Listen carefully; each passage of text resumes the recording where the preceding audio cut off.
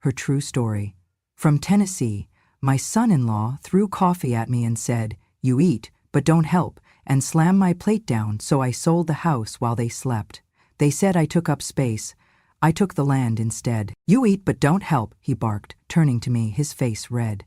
"You just sit here like you're the queen of this house, and you sure as hell aren't entitled to live here like a damn freeloader." It was supposed to be a quiet Sunday morning, the kind where the sun filtered lazily through the kitchen blinds and the smell of toast and coffee filled the air. I had gotten up early, as I always did, careful not to wake anyone. My knees creaked and ached with every step, but I had grown used to that. After all, when you're 72 and your hip has been through surgery, pain becomes as familiar as breath. I had made my way to the kitchen, set the table, like I used to when George was still alive, and waited. My daughter Lila came down first, in her robe, yawning and scrolling through her phone. She barely looked up when I said good morning. Then came the kids, Olivia and Ben, 10 and 7. They smiled at me, sweet as always, and sat down to their usual spots. And then he entered. Derek, my son-in-law. 6'2", big-shouldered, with a look that could slice granite. He did not speak at first, just poured himself a cup of coffee, then grabbed a plate of eggs Leela had fried. He sat down heavily at the head of the table and began eating without a word. I sat in the far corner, like I always did now, at the edge of the table. My plate had one slice of toast and a bit of scrambled egg. I didn't want to be a burden. I never asked for anything more. I smiled. I always tried to smile. "Morning, Derek," I said, gently. He didn't respond. Just chewed, loud and hard. The silence thickened. Lila pretended not to notice. The kids whispered something to each other about a video game. I reached for my tea, trying not to spill, when Derek's chair suddenly screeched backward. "You know what? I'm sick of this," he said sharply. We all froze. "You eat, but don't help," he barked, turning to me, his face red. "You just sit here like you're the queen of this house." Lila's head snapped up. Olivia dropped her spoon. Ben shrank back into his seat. I looked at him, stunned. I try to help, Derek. My hip is still healing," the doctor said. He laughed, a cruel, joyless sound. "Your hip? You have been here for 6 months, doing nothing but taking up space, using our water, our electricity, eating our food." "Derek, please," Lila said under her breath, eyes wide. "Not now." But he wasn't finished. He grabbed his mug of coffee, still steaming, and in one sudden, violent motion, hurled it toward me. The hot liquid splashed across my lap, soaking my old blue nightgown, scalding my skin. I gasped, not from pain but from the shock. The mug clattered to the floor and rolled under the counter. I looked down at the brown stain spreading over the fabric, my hands shaking. The kids stared at me, eyes wide, mouths open. Then, as if that wasn't enough, Derek slammed his plate down onto the table, so hard the eggs bounced and the plate cracked. "I work 50 hours a week and come home to this?" he shouted. "A house full of people, eating and lounging while I pay for everything?" I sat frozen, the burn on my thigh throbbing.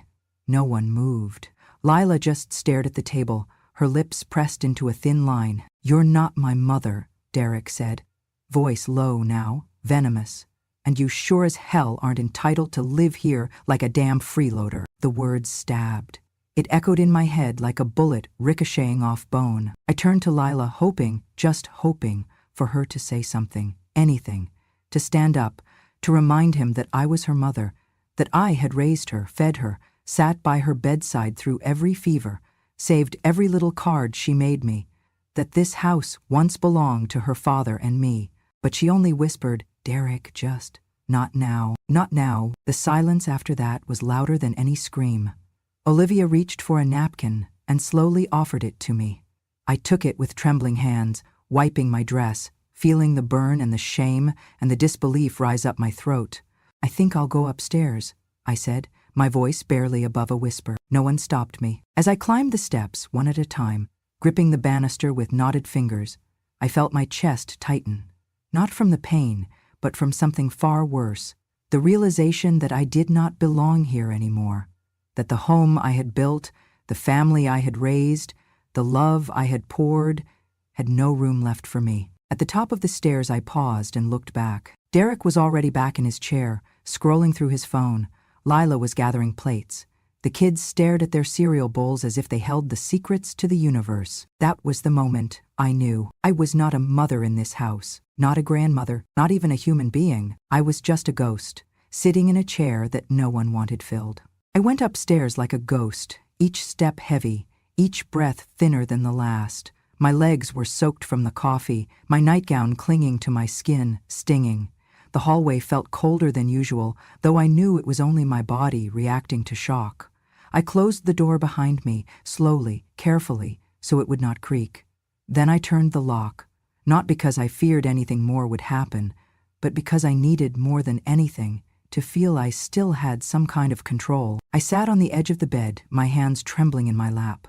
The thin floral blanket I used every night was still half folded, the pillow where I kept George's old handkerchief tucked beneath it. I stared at the brown stains on my legs and on the nightgown, watched them bloom like wounds. My fingers felt for the buttons at my collar.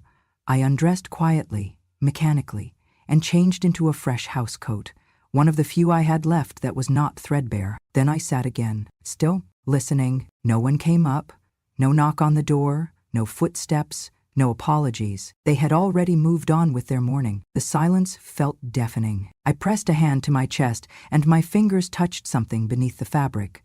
I reached in and pulled out the small gold locket I wore every day, even now, even when they mocked me for being sentimental. I opened it with a soft click. Inside, the tiny photograph of George was still intact, black and white, his eyes serious, his jaw firm, the same way he looked the day he returned from war. And just like that, the years melted away. I closed my eyes. The scent of cedar and fresh paint filled the air, and George stood out front with sweat dripping from his brow and a hammer still in hand. He had spent months building that porch. He wanted everything to be perfect, every nail, every plank. He did not have to do it himself, but that was who he was. After returning from the war, George had said he wanted to create something with his hands, something peaceful, something solid. "This house will keep you safe when I'm gone," he told me once, holding my face in his rough, calloused hands. "That's why I'm building it with my own 2 fists." It was the spring of 1959 when we moved in. Back then, the house stood on an open stretch of Tennessee land, surrounded by fields and birdsong. There were no neighbors yet, just trees that swayed like they knew our names, and deer that wandered near the back fence. George painted the kitchen blue because he said it reminded him of my eyes. I cooked our first meal there, with flour still on my sleeves from baking cornbread. We laughed like fools, danced to a scratchy radio song in the living room even before the floor was sealed. And oh, how that house held us. Through everything, 3 children, 1 miscarriage, storms that battered the roof, winters where we kept warm by piling quilt high and sitting together in silence. The night our youngest, Lila, was born, George nearly broke every traffic law in the county just to get me to the hospital. And when he held her in his arms, his whole face softened, like every hard edge from the war had finally dissolved into something gentle. He was not a perfect man, but he loved us with a loyalty that never once cracked. Even in his final days, when the cancer had taken most of his strength, George insisted I wheel him out to the porch so he could watch the sunrise. That porch he built, that land he worked, that house he never stopped seeing as ours. The last thing he said to me in a clear voice 2 days before he passed was something I had never forgotten. "If they love you, they'll honor this house. They'll see what it means to you. If they don't, Mabel, don't sign anything. Not a damn thing. This house was built with love. Do not let them turn it into something ugly." He had looked me square in the eye. "Promise me," and I did. My fingers tightened around the locket. I had kept that promise. The papers they had asked me to sign, Lila and Derek. Right after George's funeral. I had smiled and said I would think about it. They brought them twice more. Lila with guilt in her eyes, Derek with irritation in his. But I never did sign.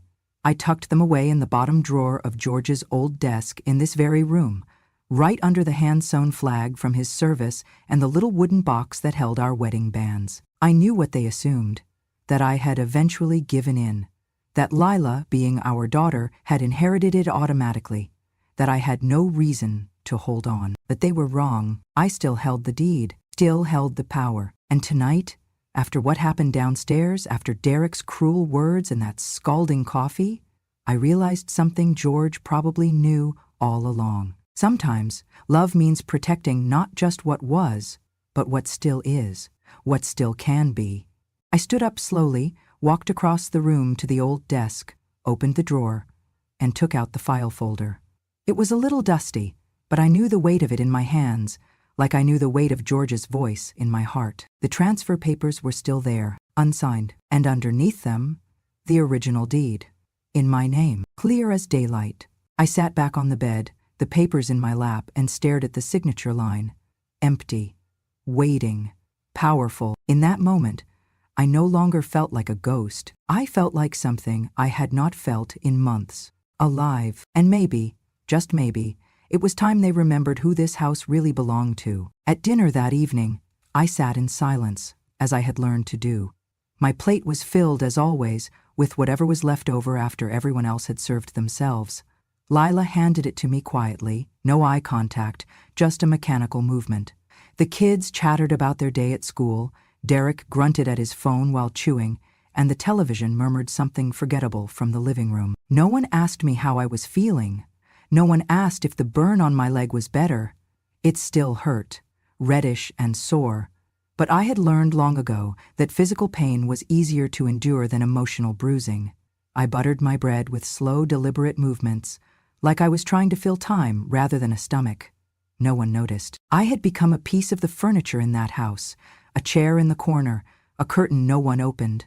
Sometimes Olivia would smile at me, and Ben would whisper, "Night, night, Grandma," when he remembered.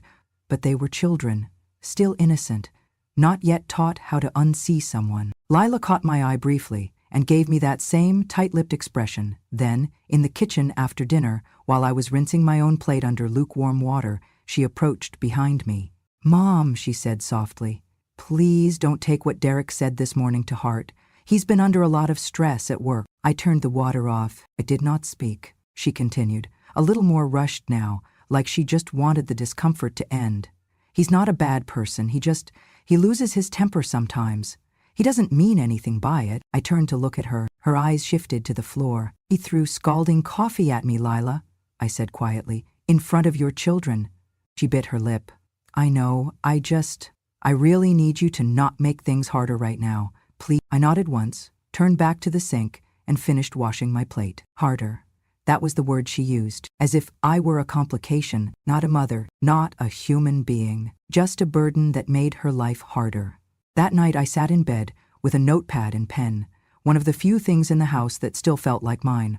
I began writing things down, not out of vengeance, but out of necessity. Words, dates, phrases. January 18. You just eat and watch TV, at least the dog fetches. February 5.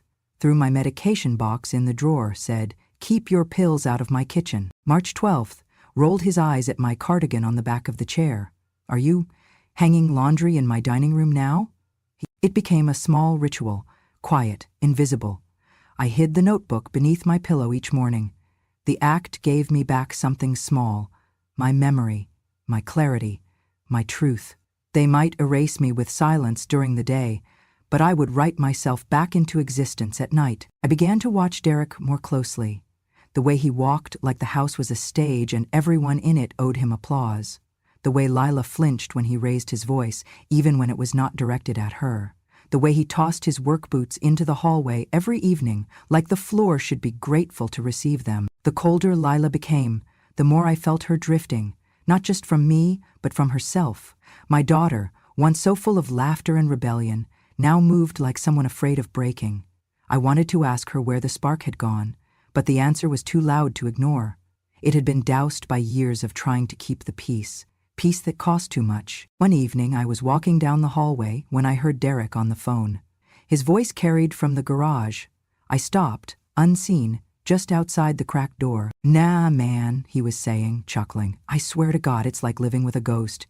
The old lady just floats around the house, eats my food, says thank you like she's royalty, does not lift a damn finger, says her hip hurts. Hell, I'd rather clean a dog kennel than live with a mother-in-law who thinks she's owed the world." There was laughter on the other end of the line. Derek joined in. My heart slowed.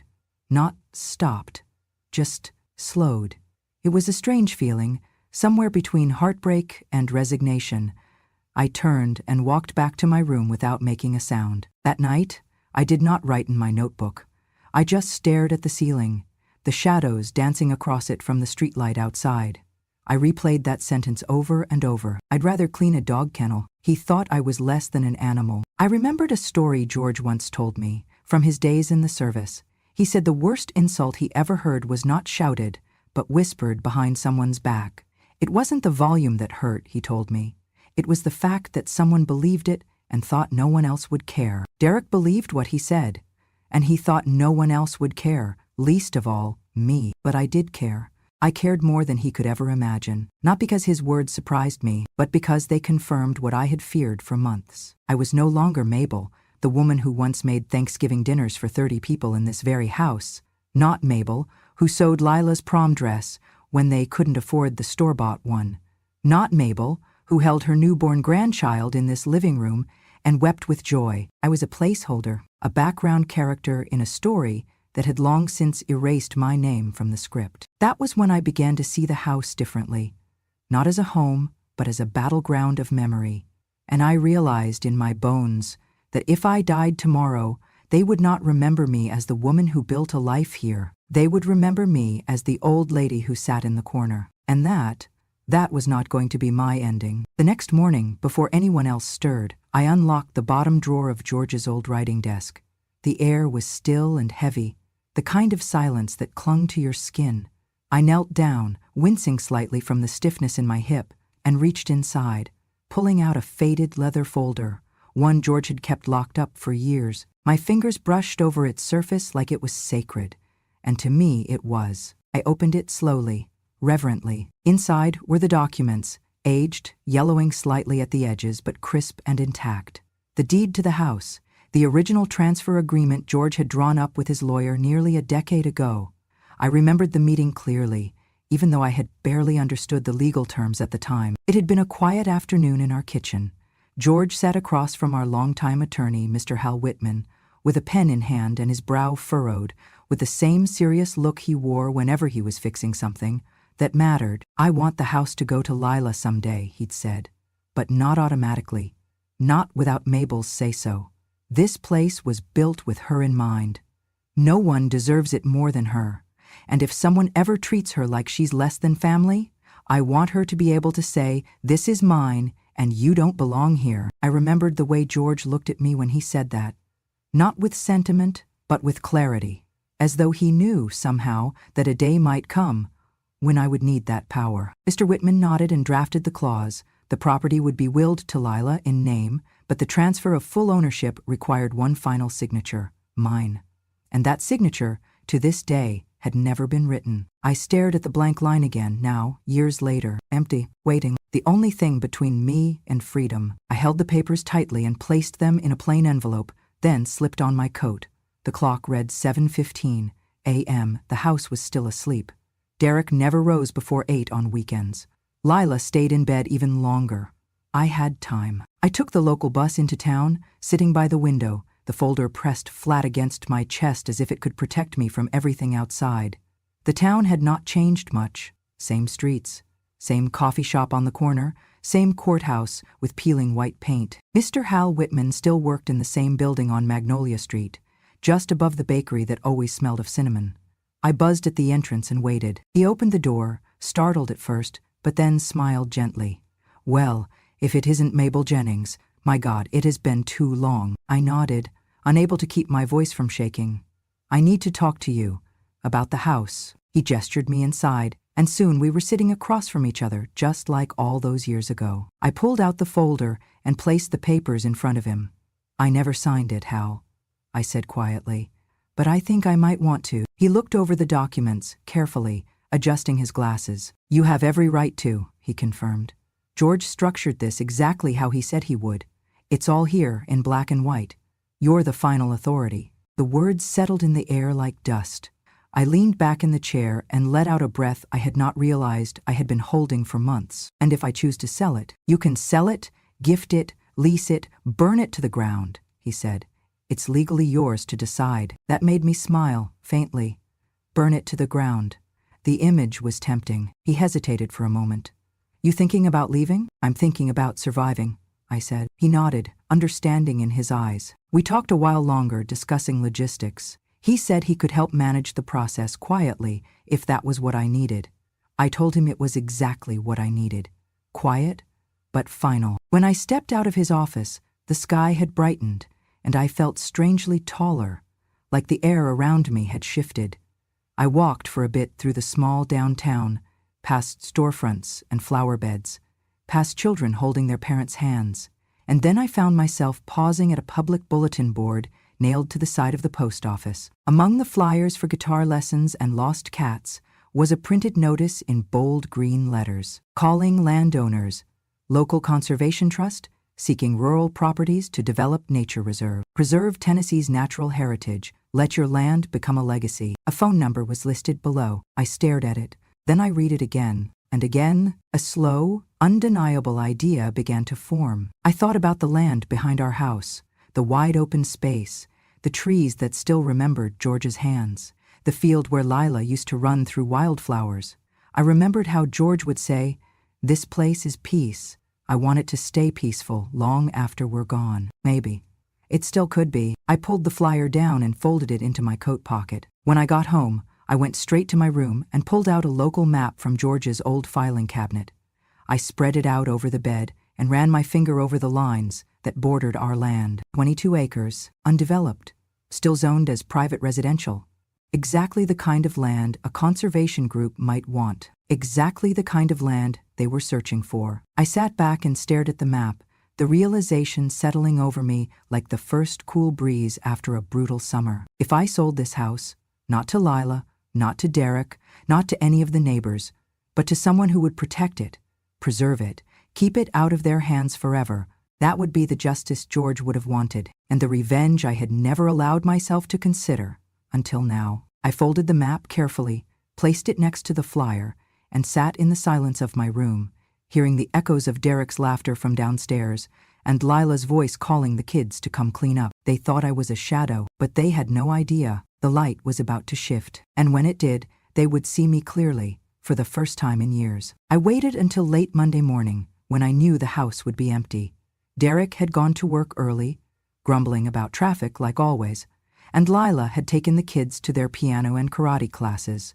The only sounds were the distant hum of the fridge and the ticking clock above the kitchen window. I sat down at George's old desk, with the flyer laid out beside me, and dialed the number listed at the bottom. The phone rang twice. "Thank you for calling the Tennessee Land and Conservation Trust. How may I help you?" A bright, polite voice answered. I cleared my throat. "Yes, good morning. I saw your flyer downtown. About the land purchase." "Yes, ma'am. We're currently reviewing several properties for our reserve project. May I ask your name?"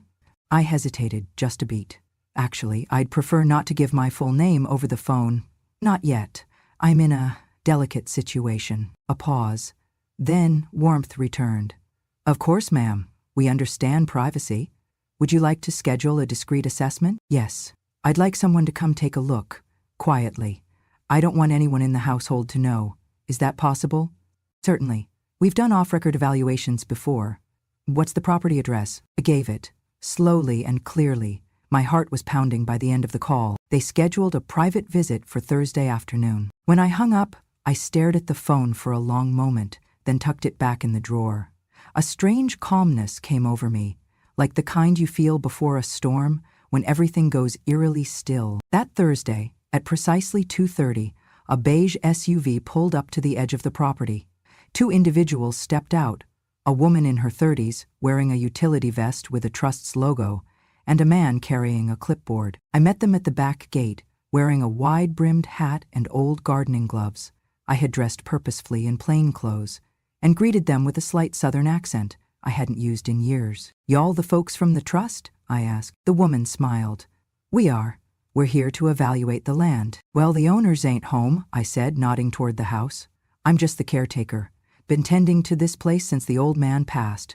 You'll have to be quiet." They exchanged a glance, then nodded in understanding. I led them around the property, pointing out the boundaries, the tree line, the small creek that still ran clean through the southern edge of the pasture. They took photos, marked notes, murmured to each other. They asked about soil quality, wildlife sightings, zoning restrictions. I answered everything. I had lived on this land for over 40 years. I knew it better than I knew the back of my own hands. Before they left, the woman turned to me and said, "We'd be very interested. If you're the one with authority, we'd love to send over an offer and draft paperwork for review." "I am," I said softly. "And yes, please do." That night, I couldn't sleep, not from anxiety, but from adrenaline. The next day, the email arrived. The offer was fair, more than fair. Enough for me to leave, enough to begin again. Enough to ensure Derek and Lila would never step foot on this land again. I printed the documents, sat down with a steady hand, and signed the intent to transfer. It was a quiet victory, and yet my fingers trembled just slightly. I sealed the envelope, wrote the date for notarization on the top, and slid it into the drawer alongside the original deed. All that remained was the final signature at the courthouse. That night, as the sun dipped below the trees, casting long golden shadows across the living room floor, I stood quietly in my room and began folding clothes. One by one, neatly and without rush, I filled a small suitcase. Not everything, just enough. My nightgown, my locket, the notebook, a framed photo of George, the leather folder, a worn Bible, 2 scarves, my arthritis cream, a small jar of peppermint candies. It was peaceful, almost meditative, like preparing for a long-awaited trip. Then I heard laughter from the living room. I paused. Peering through the narrow crack in the door, I saw them. Derek with his feet on the coffee table, arm wrapped around Lila, both of them watching some sitcom, chuckling like everything in the world was fine. Like the insults, the dismissals, the coffee, the silence, they had never happened. My daughter leaned her head on his shoulder. He leaned down and kissed the top of her hair. The sound of their joy rang in my ears like static. And still, I said nothing. Just closed the door and zipped the suitcase. That moment stayed with me longer than I expected. Not because it made me sad, but because it made me certain. They thought I was upstairs, invisible, but I was downstairs in my mind, opening the future one zipper at a time. Tomorrow I would leave this house not as a victim, but as its rightful owner, signing it away to a future where they would never belong. The morning was still dark when I slipped out the front door, the sky just beginning to lift its curtain of stars. I moved quietly, careful not to let the old hinges squeak, clutching my purse with both hands. Inside was everything I needed: the notarized documents, the original deed, my ID, and a small envelope with the last letter George ever wrote me, just for strength. The house was silent behind me. No footsteps, no children awake, no shouting, no cruel laughter, only the low hum of the fridge and the occasional creak of the settling wood. They were all still asleep. I stood at the curb for a moment, breathing in the cold Tennessee air. It tasted like freedom. A yellow taxi rolled up exactly at 6:15 as I had scheduled. The driver, a young man with music playing low on the radio, helped load my small suitcase into the back. He did not ask questions. I was grateful. "Downtown?" he asked. "Yes," I said. "Courthouse first, then one more stop." We drove in silence. At the county clerk's office, I submitted every document in that envelope, with hands steady as stone. The woman behind the counter smiled, checked the paperwork, and nodded. "Everything looks good, Miss Jennings. The conservation group wired the funds just this morning. We've already received verification. So quick and so simple. So irreversible." I asked for a copy of the completed transaction for my records. As she printed the final page, she said, "You know, it's rare we see folks donate land like this. You're preserving something real special." I smiled. "That's the idea." From there, I had the taxi take me across town to visit a friend I hadn't seen in years. Marjorie Blackwell, a widow like me, with a sharp wit and a porch full of wind chimes. We had fallen out of touch after George passed. Mostly my doing. But when I called her last week and asked if I could stay for a few days, she didn't hesitate. "Of course you can," she'd said. "I've got a warm bed and fresh pie. You just bring your stories." She didn't ask why I was leaving. She just opened her door and wrapped me in a hug. That afternoon, I received confirmation from the trust. The transfer of land had gone through. The house and acreage were now officially part of the Tennessee Reserve Project, effective immediately. I spent the next day reading on Marjorie's porch, watching squirrels chase each other across the roofline. There was no bitterness in my heart, just stillness, the kind that comes after a storm you've survived and finally stepped out from under. But back at the house, my former house, things were not so calm. At precisely 10:07 a.m. the next morning, Derek answered the door to find 2 uniformed county officers and a legal representative from the Conservation Trust standing on the porch. "Is this the residence of Derek and Lila Sanders?" the officer asked. Derek blinked. "Yeah? We are here to inform you that the property you are occupying has been legally transferred. You are now considered tenants, without contract or right of residence. You are being issued a 48-hour notice to vacate." He laughed. "What the hell are you talking about? My wife owns this house." The representative handed him a folder. "She does not. Never did. The house was never signed over. Ms. Mabel Jennings retained full authority. She has executed a legal sale. The property now belongs to the Tennessee Land and Conservation Trust." Lila appeared behind him, barefoot and panicked, eyes wide as she grabbed the papers. No, this has to be a mistake. My mom lives here. This is our home. Our kids' home." The officer remained calm. "Ma'am, you'll have to take it up in court if you believe your rights were violated, but I assure you the transaction is legitimate. You must vacate the premises within 48 hours or face legal removal." Chaos erupted. Lila cried out, begging to see me. Derek cursed so loudly the neighbor across the street stepped out onto their porch. Olivia and Ben stood behind their mother, silent, clinging to each other. Then came the moment I had prepared for. I arrived 15 minutes later, walking down the gravel path toward the house in a simple navy coat, holding the legal agreement in my hand like a folded flag. The officer turned. "Mrs. Jennings?" I nodded. Lila spotted me first. "Mom!" She ran toward me, tears streaking her face. "What did you do? Why would you do this? We needed you, the kids. This is their home." I looked her in the eyes and said nothing for a moment. I needed her to feel the silence the way I had for months. Then I said calmly, "You said I took up space." Derek stormed toward me, fists clenched. "You had no right. This was my home too." I turned to him, standing taller than I had in years. "Your home? You hurled coffee at me like I was garbage. You mocked me to your friends.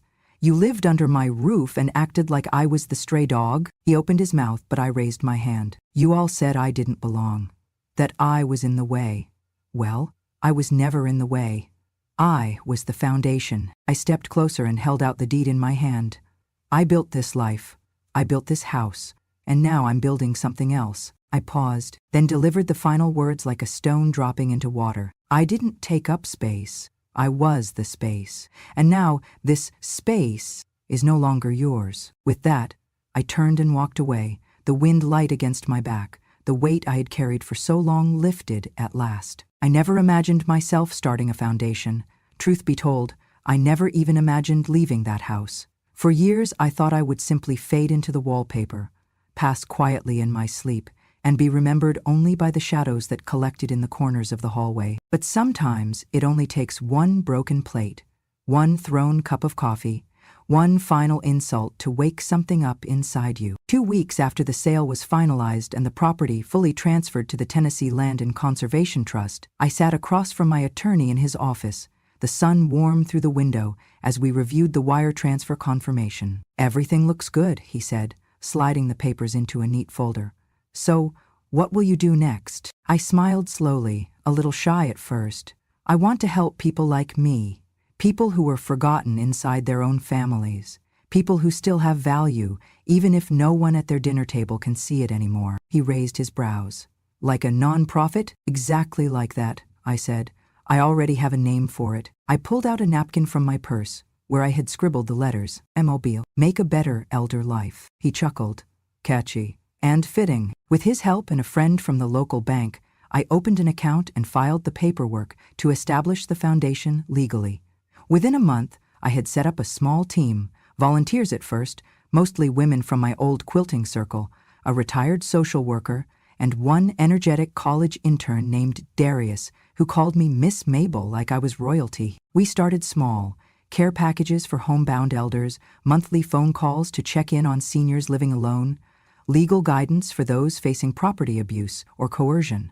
But the most powerful thing we offered, it turned out, wasn't food or funding. It was voice. We hosted our first community talk in the basement of a Unitarian church on a Thursday night. I thought maybe 5 people would show up. 30 came. By the second event, we had nearly 70. Grandmothers, veterans, widowers, a quiet man who had been kicked out of his daughter's house after his stroke, a woman whose family refused to visit unless she handed over her Social Security checks. I stood up in front of them, heart pounding, and told them my story, from the burn on my thigh to the deed in my name, from the silence at the dinner table to the knock on the door that changed everything. I told them about George and the promise I had kept, and when I finished, there was no applause, just silence. But not the cold kind. This silence was full, heavy, reverent. Then someone clapped, and another, and then they stood, some crying, some nodding. The next morning, a local news crew called and asked if I would share my story on air. Apparently, someone had recorded part of the talk and posted it online. I hesitated. "I'm not sure I want to become a spectacle," I said. But the young producer on the line replied, "Miss Mabel, you're not a spectacle. The segment aired the following week. They filmed me sitting on Marjorie's porch, sipping sweet tea, the wind chimes dancing behind me. They added soft piano music and cut in images of my old house, now with a sign posted out front. Protected land, future site of Tennessee Natural Preserve." The story took off. Before I knew it, I was invited to speak on a podcast, then at a state elder rights summit in Nashville. Strangers began sending letters, some from as far as Oregon and Maine. Many started the same way. "I saw you on the news and cried. I've been living like a ghost too. You reminded me that I am not invisible." At some point, a radio host nicknamed me the coffee lady who took the land. I thought it would bother me, but it didn't. In fact, I laughed. Yes, that's exactly who I was. I was the woman who'd had hot coffee hurled at her in her own kitchen and turned that humiliation into something sacred. I was the woman who'd been called a burden, a problem, too old, and turned her silence into a megaphone. The Mabel Foundation continued to grow. We secured a grant to create an emergency housing fund for elders in domestic crisis. We partnered with local churches and libraries to offer workshops on property law and inheritance rights. We launched a hotline. Darius built a website. Marjorie ran our Facebook page, posting quotes from our talks and pictures of the cookies we served at meetings. At the one-year anniversary of the foundation's founding, we held an outdoor celebration in the new reserve where my house once stood.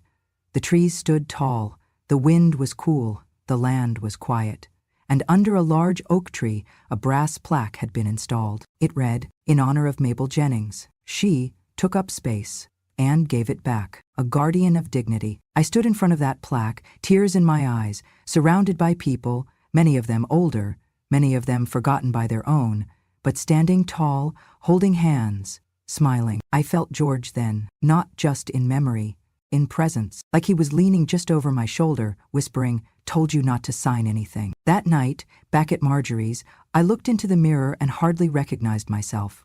Not because I looked younger, but because I looked awake, bright, whole. I smiled, not the careful smile I used at family dinners, not the polite one I wore in their house, but a real one, wide and unashamed. It was the first smile in years that felt like it belonged entirely to me. I used to believe that once your children grew up, your job was to disappear quietly, to not cause trouble, to not take up space. But I've learned that some things, like dignity, like your voice, are worth taking space for. After selling the house, I didn't just find freedom, I found a chance to do something meaningful. So I founded the Mabel Foundation, Make a Better Elder Life. It started on Marjorie's kitchen table with a pen, a notepad, and a cold cup of tea. MABCL wasn't just my name anymore, it became a mission. We began by helping isolated elders, delivering groceries, organizing support circles, and simply listening. For many, it was the first time they'd spoken their pain out loud. One woman said, "I didn't think anyone would care if I disappeared." That's when I knew we were doing something that mattered. Then, someone shared a video of me telling my story, from the coffee thrown at me to the deed I never signed. It went viral. Letters poured in. People said I gave them permission to stand up. When the news called me the coffee lady who took the land, I didn't flinch. That coffee cup? It drew a line. I stepped over it and found myself again. I didn't just reclaim a house, I reclaimed me. My days are quieter now, and finally mine. I live in a small white house with green shutters on the edge of a forest, where the mornings begin with tea and bird song, and the evenings end with golden lamplight and the rustle of pine trees. The rocking chair on my porch creaks like an old friend, reminding me that I am still here, still choosing peace over noise. People come sometimes, strangers who've heard about the coffee lady who took the land, women who feel invisible, who've been silenced too long. They come with stories. I listen. I offer tea, and if they ask for advice, I give only what I know. That silence is not love, and forgiveness is not permission to return to harm. Last month, a letter came from my daughter. She said sorry. She said she left him. I read her words, folded them gently, and placed the letter in my drawer. I forgave her, but I didn't write back. Some doors don't need reopening to heal. Each night, I whisper to George's photo. I didn't sign it, and I didn't become a shadow. Then I sleep, light as air, dreaming only of trees and the quiet I've finally earned. If you've made it to the end of this story, thank you. Thank you for listening, not just to a tale, but to a journey of dignity, resilience, and quiet strength. Mabel's story wasn't just about a deed that was never signed. It was about people like her, elders who were once seen as a burden, but in truth are the roots holding entire families together. In the end, she didn't just take back a house, she reclaimed her voice, her worth, and her power to choose peace over silence. If you believe that older people deserve to be heard, respected, and remembered, subscribe to Grandma True Stories today. Here we share deeply emotional and powerful true stories each week about grandmothers, mothers, and those who were once forgotten, but found their strength when no one expected it. Click subscribe and turn on the bell so you never miss a story that just might change how you see the world. Grandma True Stories, because truth has no expiration date and courage is never too late.